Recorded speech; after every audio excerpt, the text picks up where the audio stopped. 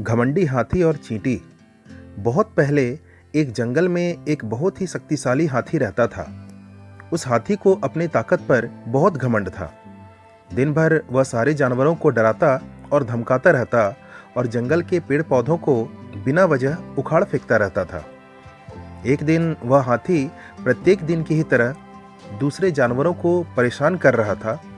तभी अचानक बहुत तेज बारिश होने लगी। बारिश से बचने के लिए हाथी किसी आश्रय की तलाश में इधर उधर दौड़ने लगा और अंततः एक बड़ी गुफा में जाकर छिप गया। गुफा के अंदर जाते ही उसे एक छोटी सी चींटी नजर आई।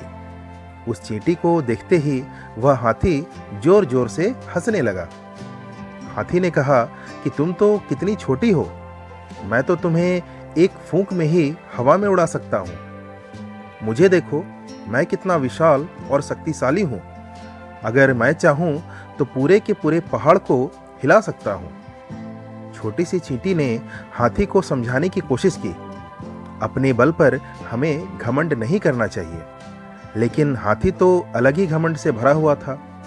वह बार बार चींटी का मजाक उड़ा रहा था और उसके इस छोटे से अस्तित्व को ही व्यर्थ बताने की कोशिश कर रहा था।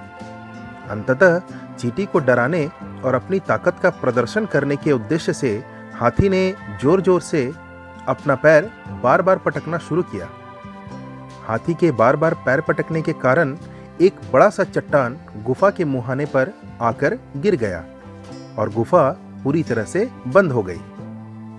ऐसा होते देखते ही हाथी डर गया और गुफा से बाहर निकलने के लिए चट्टान हटाने की कोशिश करने लगा। हाथी ने अपनी पूरी ताकत लगा दी, लेकिन उस चट्टान को जरा सा भी नहीं हिला पाया। बारिश के रुकते ही चींटी गुफा से बाहर की ओर जाने लगी। कुछ देर रुकते हुए चींटी ने हाथी को कहा कि तुम मेरे छोटे होने का मजाक उड़ा रहे थे, लेकिन इस संकट की घड़ी में मैं अपने इसी छोटे आकार के कारण ही इस गुफा से बाहर जिंदा और सुरक्षित जा रही हूँ। लेकिन तुम अपने इस विशाल शरीर के कारण इस गुफा से बाहर निकलने में असमर्थ हो और आज मरने जा रहे हो। इतना कहते हुए चींटी गुफा से बाहर निकल जाती है। इधर हाथी को अपनी हरकतों पर काफी पछतावा होने लगता है। थोड़ी ही देर के बाद चींटी जंगल में जाकर अन्य कुछ हाथियों को मदद के लिए बुलाकर लेकर आती है और सभी हाथी मिलकर गुफा पर गिरे चट्टान को रास्ते से हटा देते हैं और इस तरह वह गुफा के अंदर फंसा हाथी गुफा के बाहर सुरक्षित निकल आता है। हाथी गुफा से बाहर निकलते ही सर्वप्रथम चींटी से अपने बुरे व्यवहार के लिए माफी मांगता है और उसकी जान बचाने के लिए धन्यवाद भी बोलता है।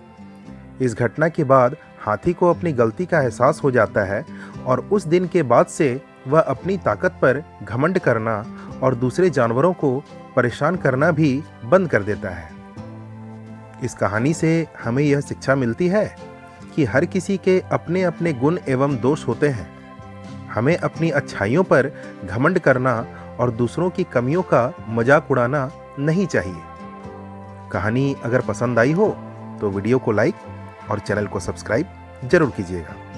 बहुत बहुत धन्यवाद।